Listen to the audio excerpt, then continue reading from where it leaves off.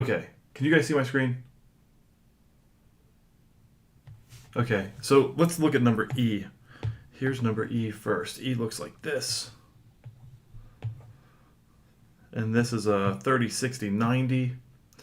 So here is our, oh, I did this, let me do this better. It looks like this. There's the 90-degree angle. Here's the 60-degree angle. And here's X, here's Y.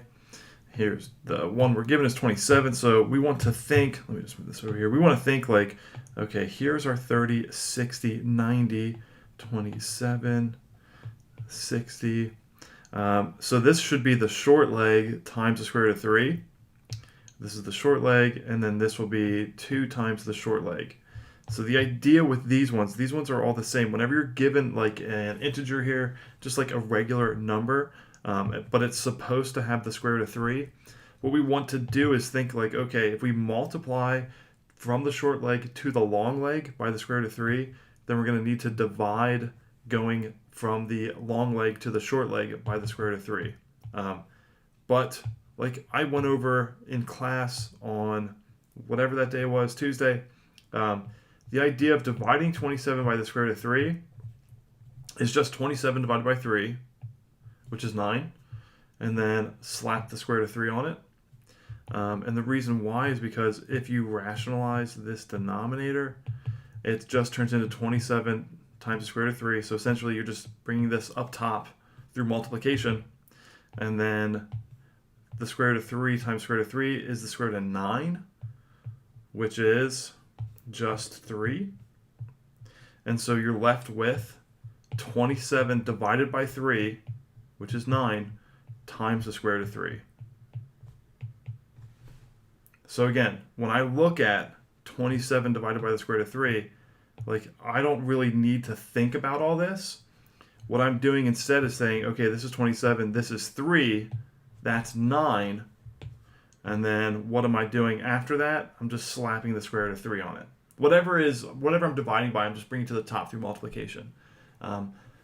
So that's kind of the idea behind this. So even if you're still muddy on the part in the middle, I do think that the actual math that's happening isn't difficult. It's just the numerator divided by the number inside the square root sign, and then multiply the numerator by that square root. Okay, so for this one, our x looks like it's going to be 9 square root 3. And now, so we have 9 square root 3 here. And now we want to go from the short leg to the long leg. So this is going to be 9 square roots 3 times 2. And the multiplication for this just happens in the front. And so this is going to, y is going to be 18 square roots 3.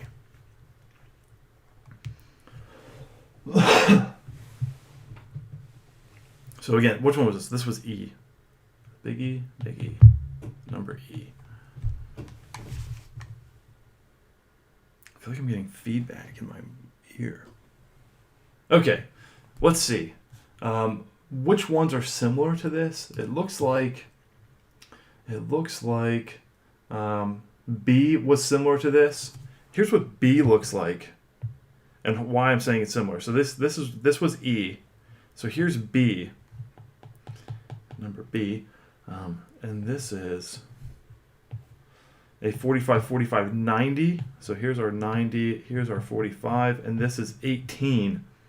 So again, this is an integer, and if why is this an issue is because we want this to be the leg times the square root of 2, right, to get the leg values. So the idea is like we would multiply to go from the leg to the hypotenuse, so we're going to have to divide to go from the hypotenuse to the leg. 18 divided by square root of 2. 18 divided by 2, 9. Square root of 2 times 9, just the square root of 2. So again, all I'm doing is I'm dividing the numerator by the number in the square root sign, and then multiplying the numerator by, my bad, that's 2, by square root 2. 18 divided by 2 times square root 2.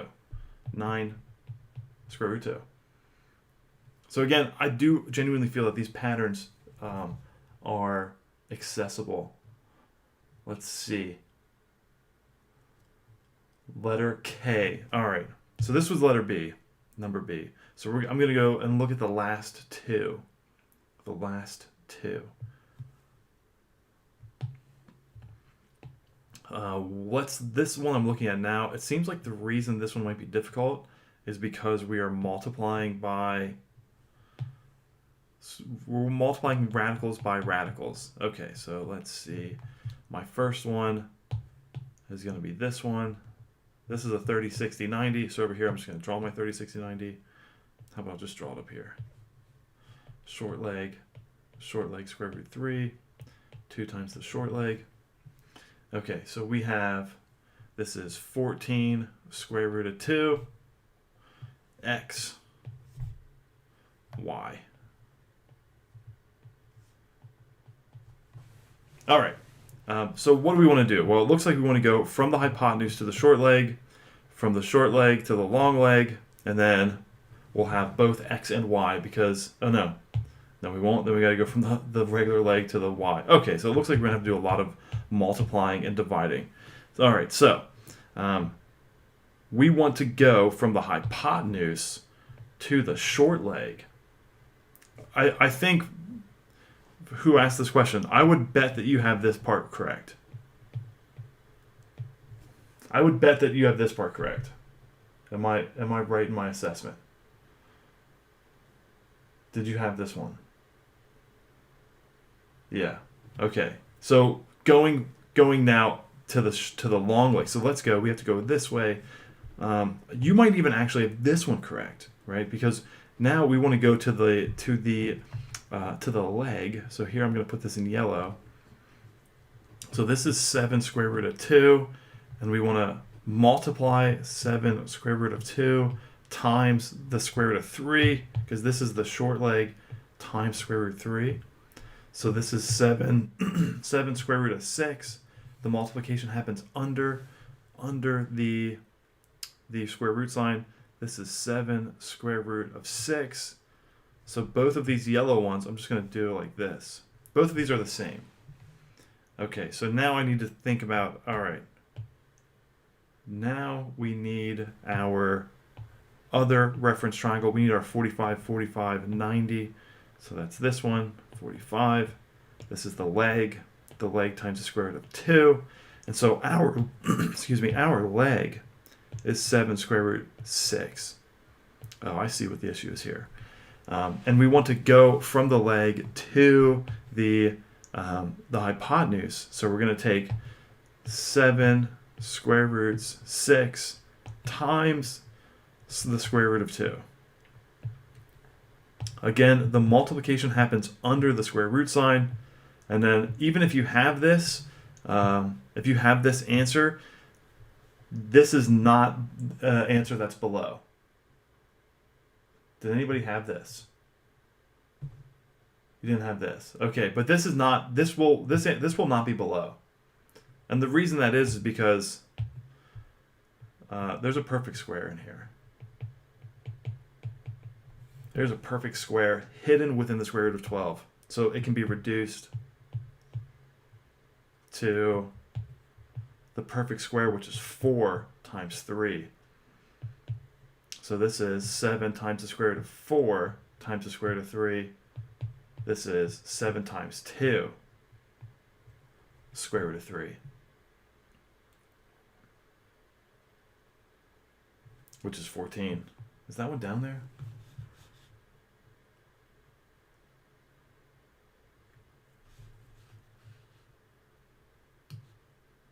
Yeah, that one's down there. That's black. That one's at the very bottom. Yeah, this might be the hardest one. Okay. These ones are generally the hardest ones. We're only going to have one of these types on our quiz because of that. I don't think you need more than one. If you can do one of these, because it doesn't matter how easy they are, eventually you're going to have to run into something that looks like this. Like it's just the way that it works a lot of the time with these types of problems is you just eventually have to multiply two square roots. The issue here was multiplying this, but the one that we have on our quiz I don't think is actually like this. Finally, let's look at number L. Let's look at number L. Number L.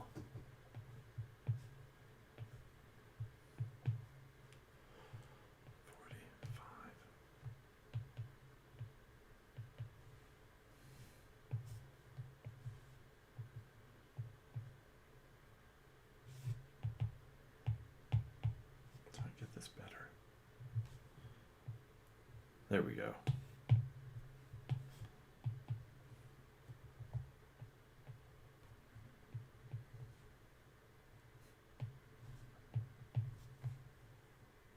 Okay, we saw a problem just like this before, except it didn't have the square. It didn't have 16. We had a problem in our other classwork that was actually just the square root of 10.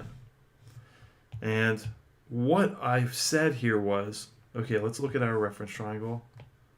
This should be the leg times the square root of 2.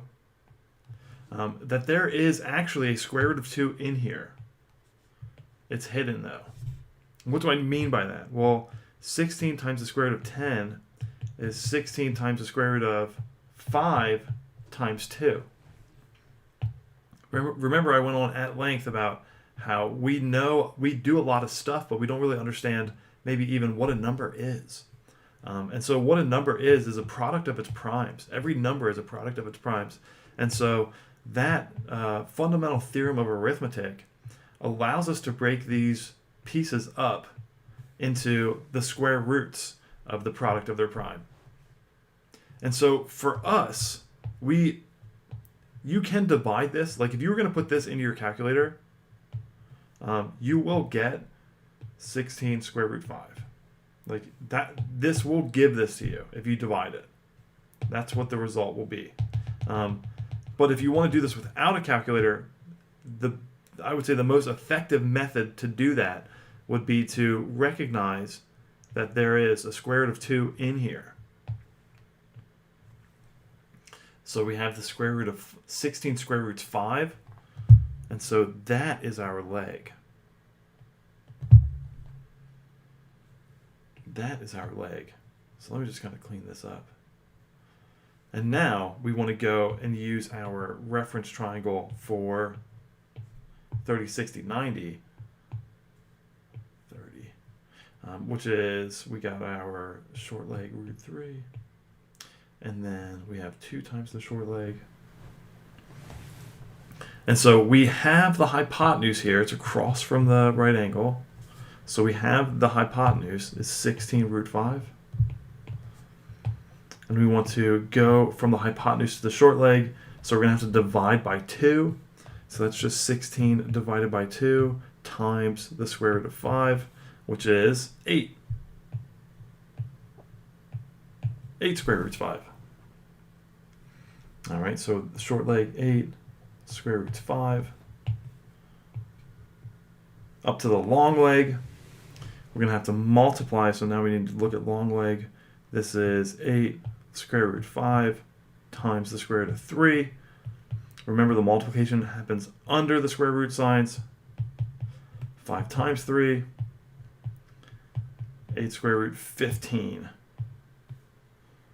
will be y.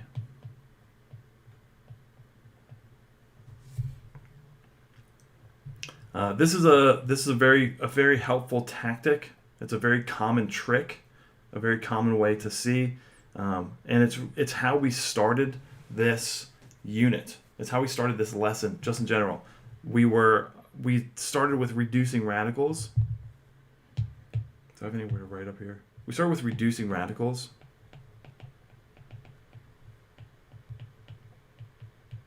And so I showed you first the square root of 8, then the square root of 18, then the square root of 24, then we did the square root of 54 or 56 maybe, and then I think even some of them we did like square root of 200.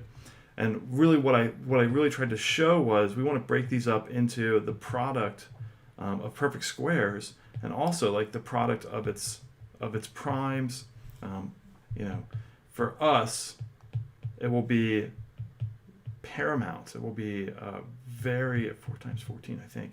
Very, it's necessary to really think of numbers to be broken down into the products of other numbers. That's what that whole lesson on the scale factor. That was like my main message, my main takeaway was that we have to be able to notice that through multiplication. Like if something is 2 units long, through multiplication, we can multiply it by 4, and now the whole thing is 8 units long. Using multiplication and addition through geometry happened first before the numbers came. Like all this idea of scaling things through multiplication, adding like things together, this all happened through geometry first. The numbers came second. And in fact, the numbers came thousands of years later. So it's very helpful to kind of understand this stuff at a very elementary level, very basic level, very surface level of stuff, because the numbers are all second in this type of thing.